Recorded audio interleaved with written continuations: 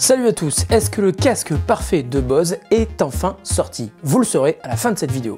Voici donc le Quiet Comfort 35 ou QC35 pour les intimes. Il s'agit de la version sans fil de l'excellent QC25 dont j'avais parlé dans cette vidéo et le Bose en était ressorti vainqueur malgré ce fil à la patte. Et bien apparemment Bose a dû regarder cette vidéo puisque quelques semaines plus tard, comme de par hasard, le QC35 a été annoncé. Ça doit être ça l'influence.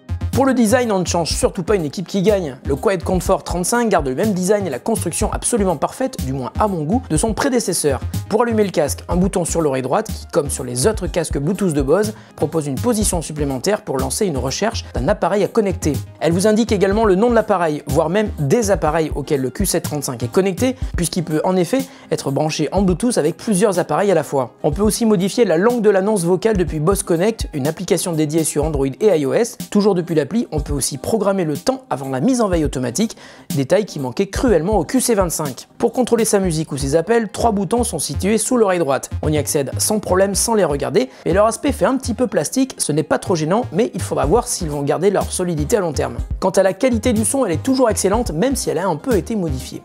Bose n'a jamais souhaité faire du beats, le son est donc assez neutre, sans favoriser de manière ostentatoire telle ou telle gamme de fréquences. Malgré tout, on a l'impression que le constructeur a un peu modifié l'équalisation du son par rapport au QC25. On ressent ainsi un petit peu plus de basse et les médiums semblent avoir été déterrés du bas du spectre. Autre détail qui va beaucoup plaire à tous ceux qui adorent faire le tour de la Terre en avion sans être jamais dérangés par le moindre bruit extérieur pendant qu'ils écoutent de la musique ou un film, le casque est désormais Bluetooth, mais il est aussi doté d'une autonomie exceptionnellement longue. En Bluetooth, avec la réduction de bruit activé, comptez environ 20 heures d'autonomie, mais on peut conserver la réduction de bruit active en mode filaire. Branché sur un smartphone, l'autonomie passe désormais à 39 heures, c'est vraiment du jamais vu. En contrepartie, et contrairement au QC25, la batterie n'est pas amovible, il faut le recharger via un port USB. L'arceau est à la fois doux et très souple, on peut le tordre dans tous les sens, il ne craint rien, et lorsque vous le rangez dans un sac, les deux oreillettes se mettent en PLS, c'est tout mignon mais en fait c'est surtout très pratique. Une fois sur la tête, c'est le grand confort, on a l'impression d'être assis en classe business avant même de rentrer dans l'avion. Le QC35 est léger, et même après plusieurs heures sur la tête, on ne ressent ni fatigue ni chaleur sur les oreilles.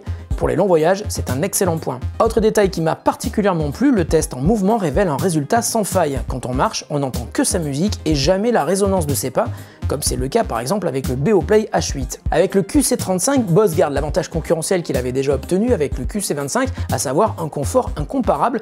Je ne me souviens pas avoir testé un casque aussi confortable, c'est une réussite encore une fois. En conclusion, je vais être très triste de le voir partir, car le QC35 est vraiment mon coup de cœur de l'été au niveau des casques audio. J'ai décidé de lui donner la note de 5 sur 5, mais ce n'est pas tout, puisque la quantité de ses qualités dépasse largement le faible nombre de ses inconvénients.